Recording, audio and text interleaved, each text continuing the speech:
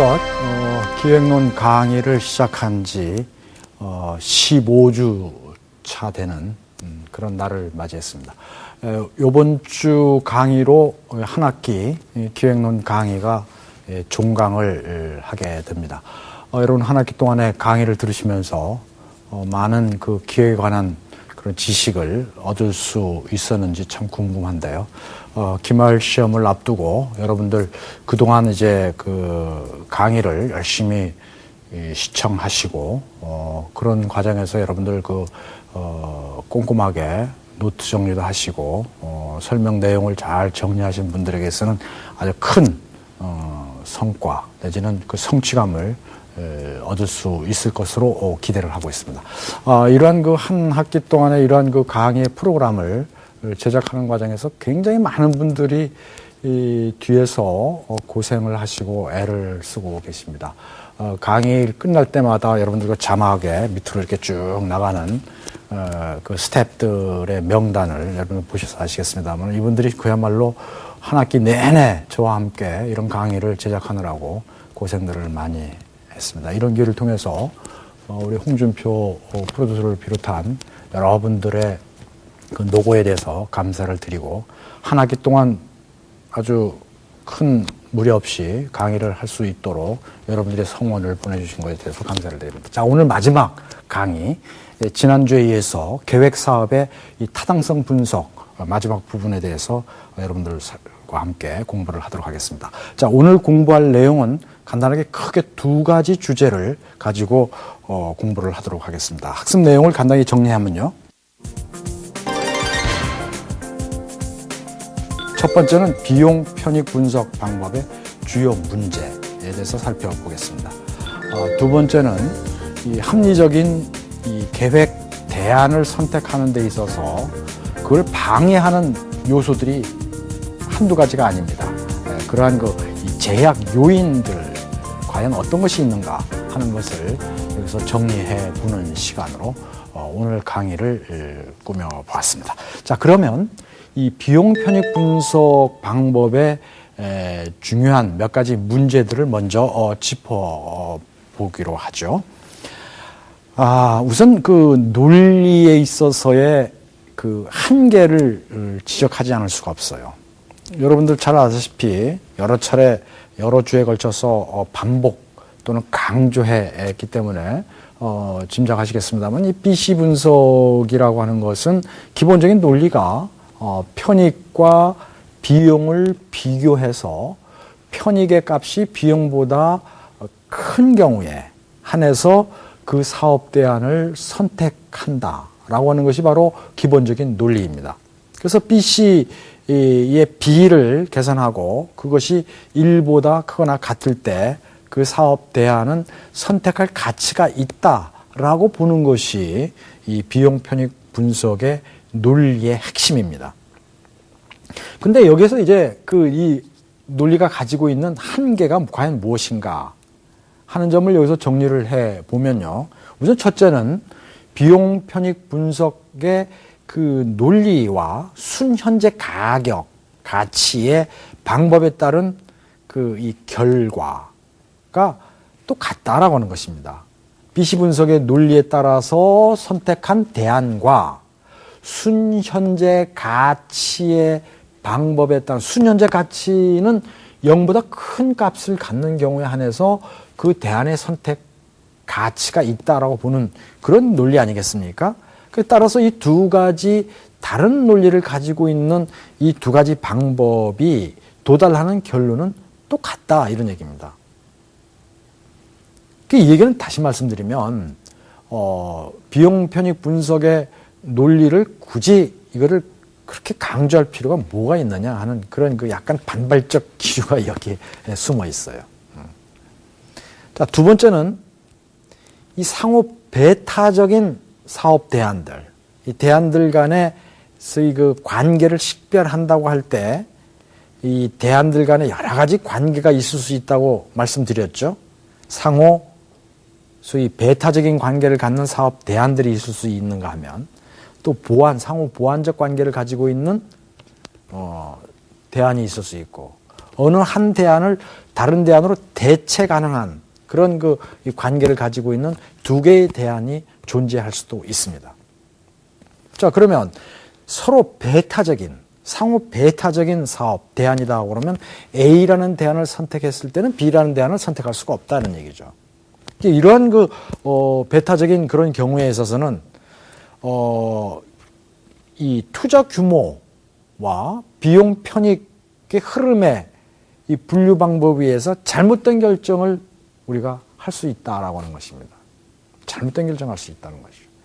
이게 이제 큰 문제거리로 제기가 되는 이 비용 편익 분석에 있어서의 그 논리적 한계라고 할 수 있습니다. 물론 이 밖에 지난주에도 강조해 마지 않았던 내용이긴 합니다만은 비용 편익에 있어서 무엇을 비용으로 볼 것인가 하는 문제와 함께 그것을 어떻게 측정할 것인가 하는 그 측정의 문제, 비용 편익의 범위와 그것의 측정의 문제 또한 이 BC 분석에 있어서의 커다란 하나의 이 문제거리로 아주 골치 아픈 문제거리로 등장하고 있는 것이죠.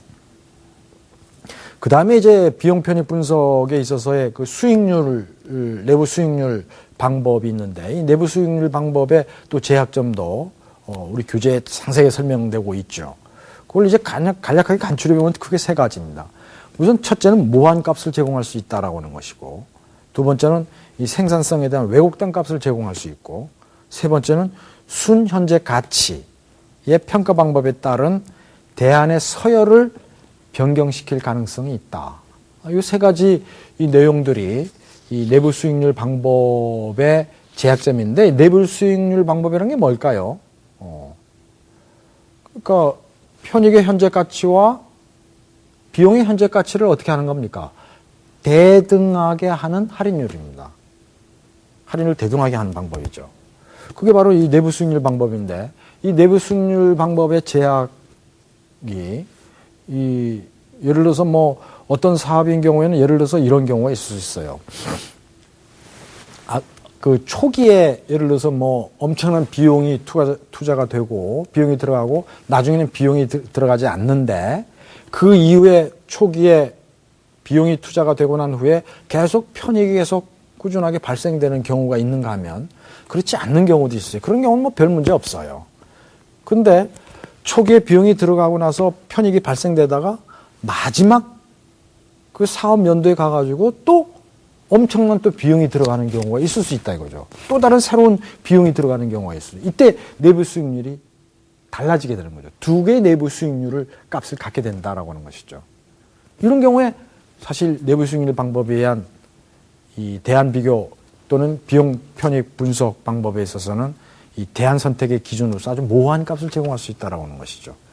이와 관련된 구체적인 예가 교재에 소개되고 있죠. 여러분들 아마 미리 교재를 보신 분들은 잘 아실 테고 지금 이 강의를 시청하시는 여러분들도 이 강의의 그 범위와 관련된 이 책을 보시면은 구체적인 예가 나오죠. 광산 그 채굴 그 예가 나옵니다.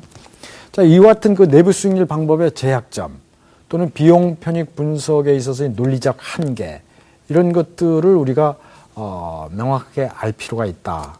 이런 것들을 이제 알고 사실은 이런 거를 알고 이런 방법을 활용하는 것이 바람직하다라는 그런 취지에서 이런 그 문제점들을 여기서 정리를 해 보았습니다. 자, 그 다음에 이제 우리가 살펴봐야 될 주된 주제는 지금까지 여러 가지 그 대안을 비교 평가하기 위한 하나의 절차로서의 분석, 대안 분석 기법들을 활용한 대안 분석들을 좀 해왔습니다. 자, 그렇게 해서 그런 정말 경우에 따라서는 아주 정치한 분석 기법, 또 경우에 따라서는 조금 엉성하긴 하지만 그래도 그런 분석 기법을 활용했을 때 보다도 대안들 간의 우열을 비교적 이렇게 환히 들여다볼 수 있는 그런 여러 가지 효과가 있었죠. 그래서 그런 그 효과에 따라서 있었는데 그런 효과를 가지고 우리가 대안을 선택하고 그러는데 사실은 큰 도움을 얻은 것이 사실이죠. 정리해서 말씀드리면 분석 기법들을 우리가 여러 가지 대안들 중에서 가장 바람직한 대안들을 선택하는데 크게 도움을 줬다는 것이죠. 자, 그러면 그러한 그 방법에 의해서 대안을 우리가 선택했다고 할 때 과연 그 선택된 결과는 과연 합리적인 선택인가 하는 것입니다. 여기에 이제 우리가 궁극적인 본질적인 고민의 문제가 여기에 있습니다. 합리적인 대안을 우리가 선택하지 못하도록 하는 여러 가지 요인들이 분석 방법의 한계 말고도, 제약점 말고도 굉장히 많다 하는 사실을 우리가 여기서 확인하게 됩니다. 자, 그것들을 이제 하나하나 보도록 하겠습니다. 첫째, 인간적 요인입니다. 이거는 결정자, 기획하는 과정에서 최종적인 결정을 하는 사람들입니다. 이 대안을 선택하는 데 있어서 최종적인 결정자, 기획가 중에서 결정자가 되겠죠. 최고의 결정자, 기획가. 이 사람의 개인적인 어떤 편견이라든지, 그 다음에 인간적인 개인의 능력의 한계가 분명히 존재하는데, 바로 그러한 그 편견과 한계라고 하는 것이 합리적인 대안 선택을 가로막는 작용을 한다라고 하는 것입니다. 우리가 참 이게 쉽지 않은 이야기인데요. 누가 리더냐에 따라서 그 조직의 성과가 달라지는 걸 볼 수 있어요. 그 인간의 능력입니다, 능력. 그 인간의 능력이라고 하는 것은 사람마다 균일하지 않고 차등이 있다는 것이죠. 편차가 존재한다라고 하는 것이죠. 그런 편차, 그리고 개인적인 어떤 편견, 이런 것들이 그 주관적 가치관, 이런 것들이 대안 선택에 크게 작용하는 잠재적 요인이 됨으로써 이것이 합리적인 대안 선택을 가로막는, 저해하는 하나의 요인으로 작용할 수 있다 하는 점입니다. 자, 두 번째는 구조적 요인을 들 수 있습니다. 이 결정이 이루어지는 조직 구조를 여기서 일컫는데, 그 중에서 특히 SOP라고 하는 것이 있습니다. 표준 운영 절차라고 우리가 배웠습니다.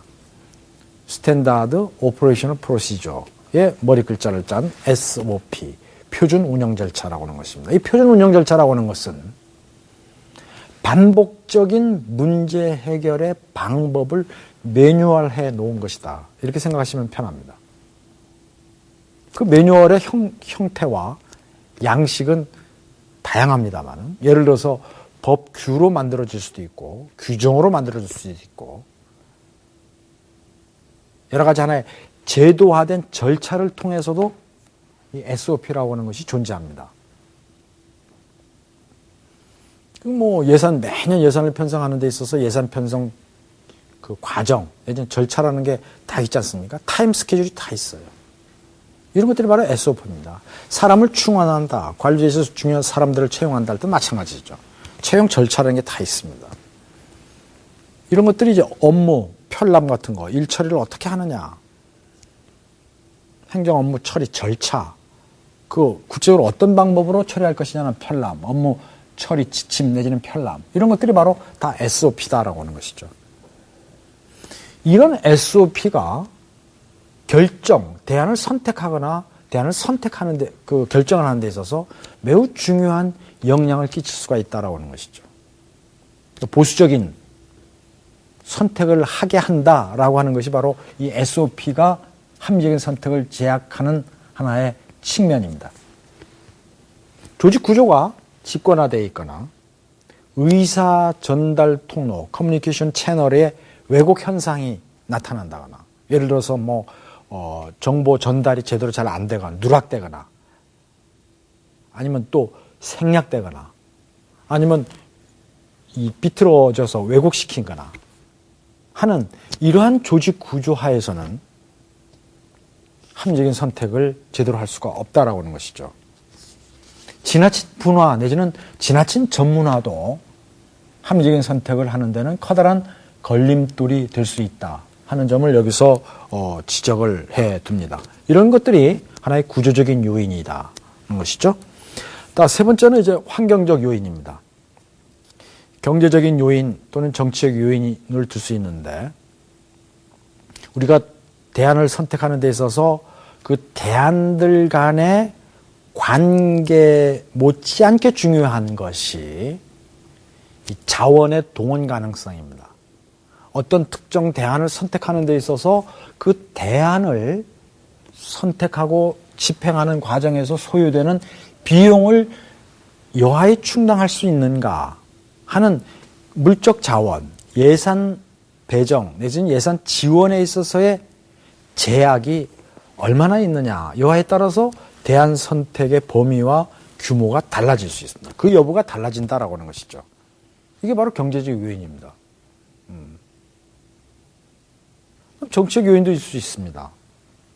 정치적 상황이 급변한다거나 정치적 상황이 안정된 상황이라든지 이런 경우에 대안 선택 또 정치 지도자의 어떤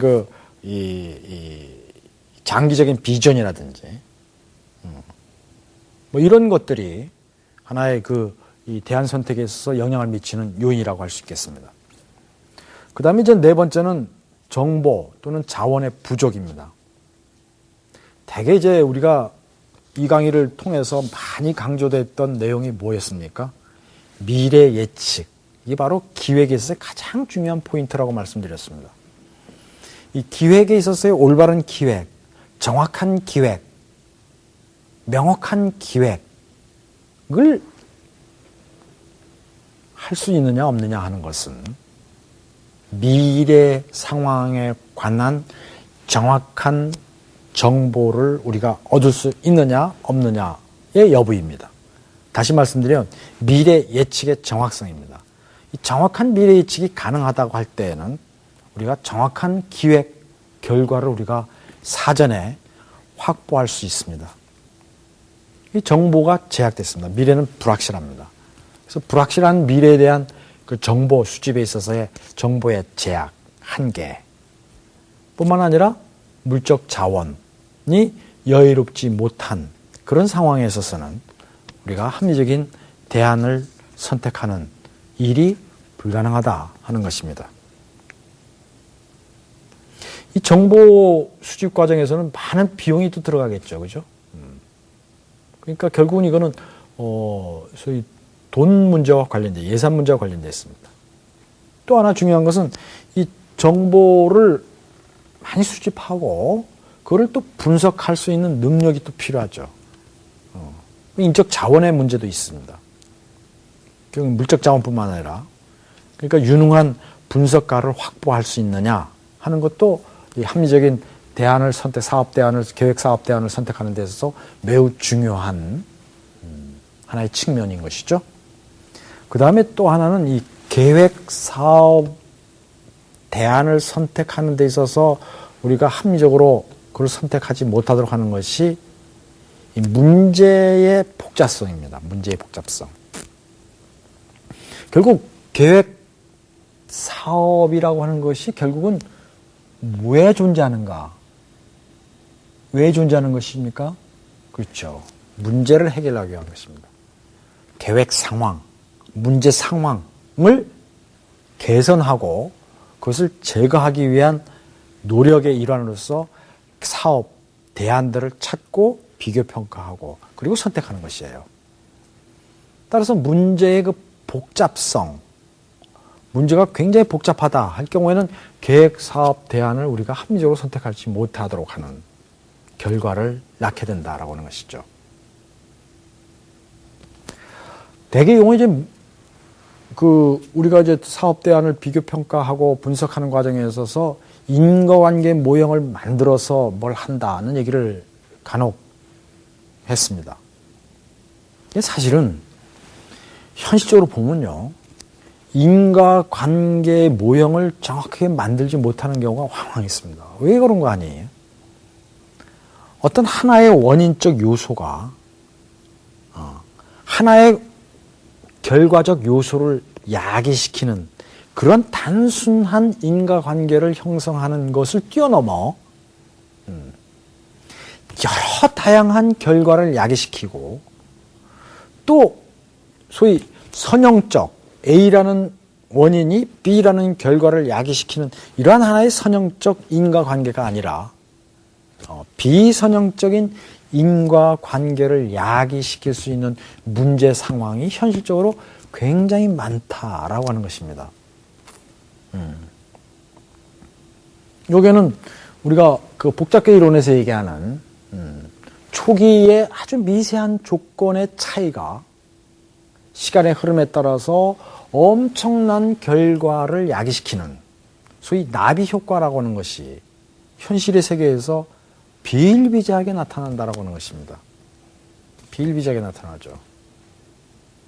계획 사업도 마찬가지입니다. 그 계획 사업의 초기 조건의 약간의 차이점들이 그 계획 사업의 효과를 발휘하는 결과적 단계에 가서는 굉장히 큰 하나의 차이를 야기시킬 수 있는 이런 측면들을 우리가 정확하게 예측할 수 없다라고 하는 것이죠.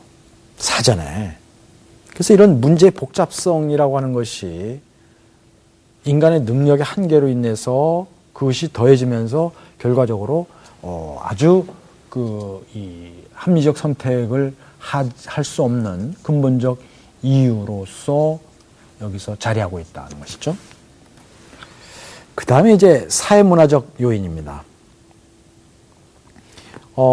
이 사회문화적 요인 중에서 우리가 그 가장 크게 다루어야 되는 것이 바로 이 사회적 관습 또는 규범입니다. 그 사회의 지배적인 규범, 지배적인 가치, 그 사회를 소위 이 움직이는 모든 사람들이 그 사회에서 하나의 공동체의 구성원으로서 살아가는 그런 과정에서 준수하게 되는 룰이라는 게 있는데 그 룰, 이것들이 이 합리적 선택을 저해할 수 있는 그런 요인으로 작용할 수 있다라고 하는 것이죠. 문화죠, 문화.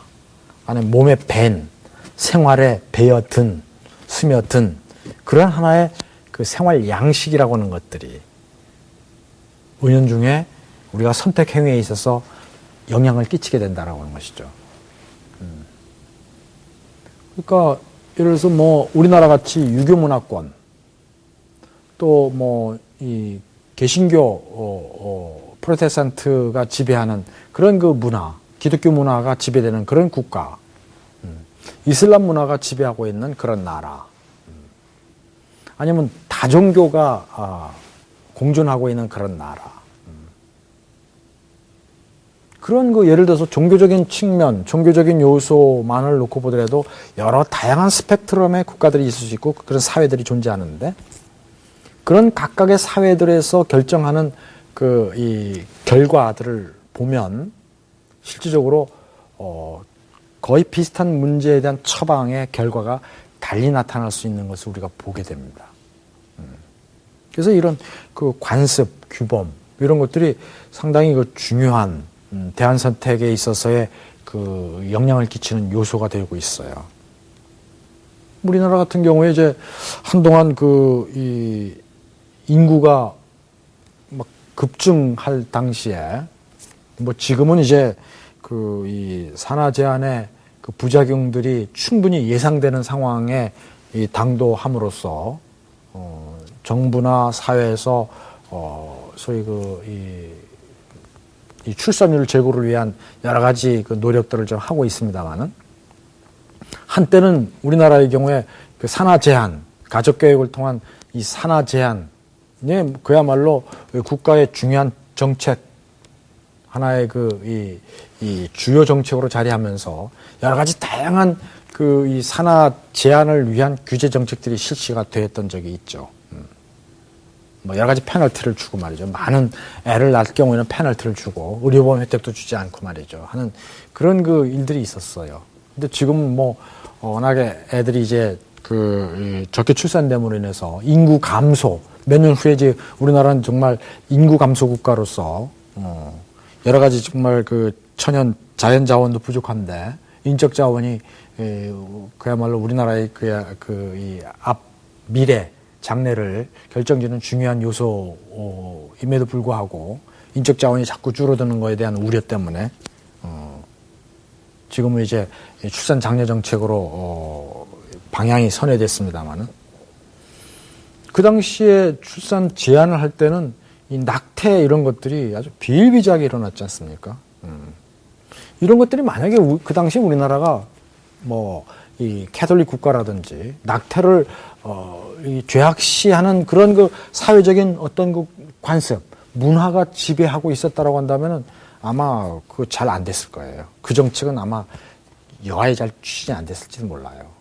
근데 우리는 이제 그런 이 지배적인 그 분위기가 아니었기 때문에 그냥 뭐 하여튼 이 가임 여성들의 그 낙태 비율이 굉장히 높았죠. 뭐 산하 제한 국가에서 이거 추진했던 산하 제한 정책으로 인해서 말이죠. 이처럼 이 사회적 관습이나 규범이라는 것이 정책 선택에서 굉장히 영향을 끼친다라고 하는 것이에요. 그 다음에 이제 끝으로 살펴볼 것이 이제 매몰 비용입니다. 매몰 비용. 이걸 썬코스트라고 그러는데, 이 매몰이라는 말은 이 땅에 파 묻었다 이런 뜻이에요. 땅에 이제 묻었다. 그러니까 비용이 이미 투자된 비용인데, 이 매몰 비용은. 근데 중요한 특징이 있어요. 회수가 안 되는 비용입니다. 회수가. 다시 리펀딩, 되돌려 받을 수 없는 비용을 매몰 비용이라고 그래요. 여기서는 이제 선례를 만드는데 투여된 비용, 이렇게 표현이 됐습니다. 이 선례를 만드는데 투여된 비용. 이미 과거에 문제를 해결하기 위해서 투여됐던, 사용했던, 따라서 지금에 와서는 회수 불가능한, 이미 다 써버린 그런 비용입니다. 이걸 가리켜서 매몰 비용이라고 합니다. 좀 어려운 말인데요. 땅에 파 묻었다 이런 거죠. 매몰했다 하는 거죠. 땅에 파 묻었기 때문에 다시 뭐 회수가 안 되는 이런 그 비용인데, 이런 그 매몰 비용이 있으면 어떨까요? 그러니까 비슷한 문제를 해결하는 데 있어서 이미 매몰 비용이 발생되면 그 매몰 비용이 투여된, 사용된 대안을 어떻게 할까요? 사람들이 대개 과감하게 포기하는 것이 아니라 거기에 마음이 가요. 애착이 가요.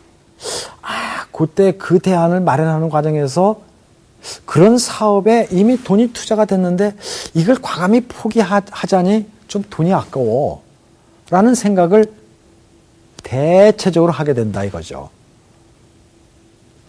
과감한 결정을 통해서 그거를 포기하지 못하고, 그래도 그 사업 대안을 우리가 마련하고 그 사업 대안을 착수하고 추진하는 과정에서 이미 돈이 좀 들어갔기 때문에 그거 지금 단계 와가지고 포기하기란 참 돈이 아까워 해가지고 다른 그 대안보다 더 좋은 대안을 선택하거나 아니면 찾는다거나 하는 행위를 간접적으로 안 하게 되는 그런 간접적인 영향을 이 매몰 비용이 끼치게 된다라는 것이죠. 따라서 이 매몰 비용은 합리적 선택을 저해하는 요인으로 작용할 수 있다라고 하는 것이죠. 우리가 대안을 탐색하고 대안을 선택하는 과정에 있어서 크게 3-4가지의 방법이 있었지 않습니까? 첫째가 과거의 선례를 따르는 거예요. 과거의 선례를 따르는 것은 과거에 이미 지금 내가 해결하고자 하는 문제와 비슷한 문제가 과거에도 있었고, 따라서 그 문제를 해결하기 위한 여러 가지 해결책들이 이미 개발되어서 활용되었던 적이 있다라고 하는 것입니다. 그것을 선택하는 겁니다. 여러 비슷한 문제 해결책들 중에서 하나를 선택하고 그걸 그대로 적용하는 겁니다. 그래서 이걸 가리켜서 우리가 선택적 모방이다라고 얘기하는 것이죠. 선택적 모방. 이런 선택적 모방, 과거의 선례를 우리가 따르는 이러한 대안 선택 행위는 결과적으로 혁신적인, 개혁적인, 새로운, 창의적인 대안을 개발하고 그러한 대안들을 선택하는 것에 장애를 일으키게 된다. 그래서 이 매몰 비용이라는 것이 이 과거지향적이고 보수적이고 안정적이고 이런 그 대안들을 선택하게 하는 그런 결과를 초래하는 것이죠. 좋게 이야기하면, 아주 긍정적으로 표현하면 안정된, 검증된 문제 해결 대안을 선택하는 그런 그 효과가 이 매몰 비용을 통해서 나오게 된다. 이렇게 좋게 얘기할 수 있습니다. 그렇지만 이 매몰 비용은 항상 그런 긍정적인 측면만을 대안 선택 과정에 끼치는 것이 아니고 부정적인 그런 그 영향을 끼친다. 그게 바로 이 혁신적 대안을 선택을 가로막는 그런 그 작용을 함으로 인해서 함지역 대안 선택을 오히려 제약시키는, 못하게 만드는 그러한 그 요인이 된다 하는 점입니다. 오늘 그 이야기한 이런 그 강의의 내용에 있어서 여러분들이 꼭 기억해 두셔야 될 핵심적인 내용은 지금까지 말씀드렸던 합리적 대안 선택에 있어의 장애 요인, 이 제약 요인이 과연 무엇인가 하는 것들을 곰곰이 잘 정리를 해 두는 일입니다. 오늘 말씀드릴 내용은 여기서 일단 그 중지를 하고요. 여기서 매듭을 짓고 한 학기 동안 쭉 강의됐던 내용을 간략하게 남은 시간에 총정리하는 그런 시간을 갖도록 하겠습니다. 과연 기획이란 무엇인가 하는 것을 우리가 이 강의의 전반부에서 아주 여러 시간을 통해서 강조했던 내용입니다. 기획이란 무엇인가? 기획이라고 하는 것은 문제 상황을 해소시키기 위한 해결책을 찾는 일련의 과정이고, 그리고 그러한 해결책이라는 것은 계획이라는 걸 통해서 나타나게 되는데, 결국 기획이란 계획을 만들어내는 일련의 과정이다. 이렇게 디파인을 했습니다. 정리를, 규정을 했습니다. 그 중에서도 특히 우리의 관심을 끌었던 것이 이 기획을 하나의 의사결정 또는 정책 결정의 한 과정으로 이해하는 것이 굉장히 편리하다라고 하는 예치켈 드로우 교수의 지적을 쭉 따라서 지금까지 한 학기 동안 기획에 대한 강의를 쭉 진행시켜 왔고, 따라서 기획의 절차 내지는 과정을 5개의 주요 과정으로 살펴보았습니다.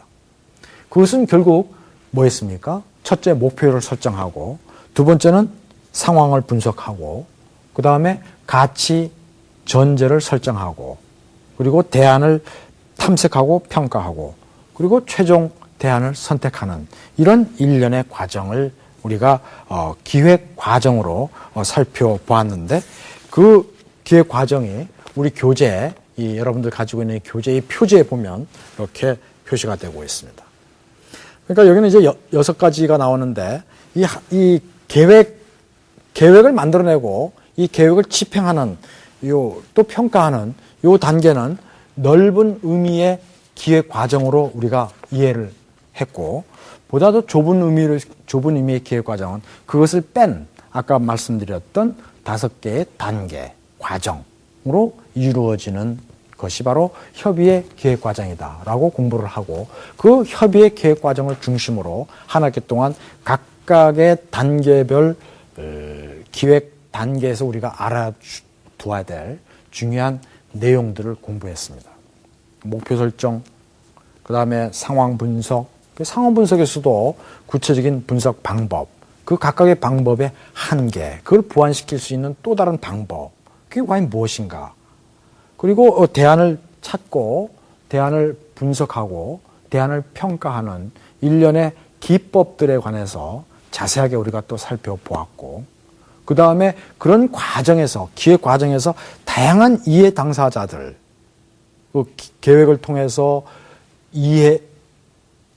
그 관계를 갖고 있는 사람들, 다시 말씀드리면 편익을 얻게 되는 사람들이 있을 수 있고, 비용을 또 부담하는 그런 사람들, 집단도 있을 수 있는데, 이런 모든 집단들을 통틀어서 이해 당사자 집단이라고 우리가 규정을 했을 때 그 이해 당사자 집단들이 기획 과정에 어떤 식으로 참여를 하고 어떻게 영향을 끼치고 그를 통해서 얻게 되는 여러 가지 긍정적인 효과가 무엇인가 하는 점, 다시 말씀드리면 기획 과정에서의 참여의 문제까지 우리가 살펴보았습니다.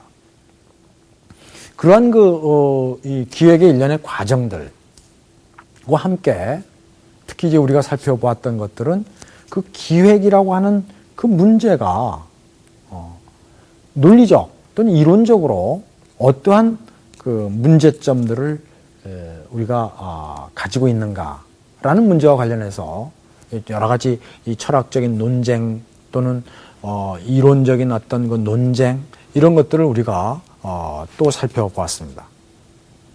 그리고 이제 기획기구, 정부의 행정조직 그 기구, 이 기구를 어떤 식으로 설립하는 것이 또 일장일단이 있는가 하는 것에 대해서도 우리가 또 공부를 했습니다. 이러한 그 이론적인 분야와 개념적인 분야, 그리고 실제적인 기획의 과정적인 분야, 그리고 하나의 또 기획 기법과 관련된 대안을 비교, 평가, 분석하는 이런 그 기법적인 부분들에 대해서 또 우리가 공부를 했죠. 그 중에 이제 많이 우리가 살펴봤던 것들이 그 사업 대안을 비교, 평가하는 하나의 기법들로서 여러 가지 이 기법들을 우리가 보았습니다. 그에 앞서서 우리가 미래 예측의 여러 가지 기법들까지도 우리가 살펴보았죠. 결국은 이제 기획이라고 하는 것은 미래 예측에 있어서의 정확성을 얼만큼 확보할 수 있느냐 하는 것이 기획의 내용을 결정하는 성패가 된다 하는 점을 누차 강조해 마지 않았었는데, 결국 현재까지 많은 학자들에 의해서 미래 예측의 기법들이 정교화되고 새로운 세련된 정확도가 보다 높은 미래 예측의 기법들이 개발되고 있는 것은 사실이지만, 여전히 미래를 정확하게 예측한다라고 하는 것은 인간의 능력으로서는 명확한 한계를 가질 수밖에 없다 하는 점을 우리가 솔직히 인정하지 않을 수 없습니다. 미래를 정확하게 예측할 수 있는 일은 인간으로서는 그 영역을 벗어난 일이다 하는 것을 실토하지 않을 수 없어요. 따라서 계획에 있어서의 그 부정확성, 목표를 정하고 그 목표를 달성하는 데 있어서 필요한 수단들을 선택하는 그런 일련의 과정에 있어서 목표 수단의 연계성을 아주 100% 확보한다라고 하는 것이 사실상 가능하지 않다 하는 점을 우리가 깨닫게 됩니다. 그래서 기획은 참 어렵습니다. 기획은 참 어렵습니다. 인간의 능력으로 참 어렵다. 여러 가지 개인적인 수준의 차이도 있고 능력의 차이도 있고 편견도 있고 조직 처한 상황도 있고 기획이 이루어지는 환경적 상황도 있고 여러 가지 요소들이 있었습니다. 이런 요소들이 우리가 합리적인 선택을 저해하는 하나의 요인으로 작용하고, 게다가 대안들의 비교 평가 방법이라고 현재까지 알려져 있는 몇 가지 기법들을 우리가 살펴보았습니다만은, 그런 기법들이 가지고 있는 본질적인 한계, 논리적 제약, 한계점, 이런 것들을 우리가 실제 경험을 통해서 확인하게 됨으로써 여전히 합리적 대안을 선택한다라고 하는 것은, 합리적으로 대안을 선택한다라고 하는 것은 아주 쉽지 않는 하나의 과제다, 숙제다 하는 것들을 우리가 느낄 수 있었습니다. 한 학기 동안 우리가 기획론을 공부하면서 이런 기획의 주요 강의 내용들이 국가 기획을 중심으로 하고 국가 기획에 초점을 맞춘 그런 내용들을 여러분들께 전달해 드렸습니다만은, 이런 것들이 비단 꼭 국가 기획을 하는 데 있어서 적용되는 그런 지식이 아니라 개인의 수준에 있어서도 합리적인 미래를 설계하고 합리적인 개인적 미래의 목표를 달성하는 데 있어서 구체적인 방법, 어떻게 달성할 것인가 하는 문제와 관련해서 중요한 지식을 여러분들이 얻을 수 있었기를 바랍니다. 한 학기 동안 이 기획론 강의를 통해서 우리가 얻을 수 있는 그 살아있는 지식이라고 하는 것이 실제 생활에 적용이 되고 그것이 하나의 실용적 가치로서 새로 피어날 때 이런 강의라고 하는 것이 여러분들에게 굉장히 의미 있는 이 강의로 다가설 줄로 믿습니다. 어쨌든 그 한 학기 동안 꾸준히 이 강의를 쉬지 않고 쭉 시청하신 여러분 학우들, 학생 여러분들에게는 깊은 감사를 드리고 여러분들이 그 노고에 취하여마지 않습니다. 학기 말에 좋은 성적을 얻을 수 있기를 고대하고 또 이 강의를 통해서 실제 여러분들이 겪게 되는 현실 상황에서의 여러 가지 문제들을 해결하는데 큰 도움이 되기를 기대하지 않습니다. 이 기획론 강의의 그 마지막 부분들, 여러분들 교재에서 그 10장, 11장에 걸쳐서 나오는 내용들이라고 하는 것들은 이 강의 시간에 언급을 하지 않고 있습니다. 그 이유는 아까도 잠깐 시사했듯이 이 기획론에 있어서의 협의의 기획 과정을 중심으로 강의를 진행시키다 보니 만들어진 소위 기획 과정의 하나의 산출물로서의 계획이 나온 걸 가지고 어떻게 집행하고 어떻게 그 사업들을 관리해 나가느냐 하는 소위 넓은 의미의 기획 과정에 관한 그 두 단원의 내용은 강의 시간에서는 시간 관계상 다루지 못한 점을 여러분들 양해해 주시기 바랍니다. 어쨌든 교재를 보시면 이러한 그 뒷부분에 나오는 내용들은 또 다른 정책학 강의를 통해서 충분히 보완이 될 것으로 예상을 하고 있습니다. 예전에 이제 그 관리과학이라는 과목을 통해서 이런 이 프로젝트 매니지먼트라든지 또 이 사업 집행에 대한 그 평가 이런 것들을 이 수행하는 구체적인 그 기법들에 관한 이 공부들을 했습니다만은 그 학부 과정에서 굉장히 이 난이도가 높다라고 하는 그런 평가에 의해서 대학원 과정에서 이런 문제들을 이제 주로 다루는 이 교과목으로 이제 편성이 되어 있죠. 그래서 여러분들이 이제 이런 부분에 대해서 더 깊은 더 심도 있는 그런 학습을 원하는 학생들은 대학원 과정에 가서 보다 이와 관련된 그 깊이 있는 심도 있는 과목을 수강을 하실 수 있는 그런 기회를 가지면 더 좋겠습니다. 한 학기 동안 여러분들 강의를 시청해 주시느라고 애 많이 쓰셨고 고생 많으셨습니다. 이 강의를 제작한 우리 그 방송대 여러 그 선생님들께도 감사를 드리고 오늘 강의를 여기서 접도록 하겠습니다. 감사합니다.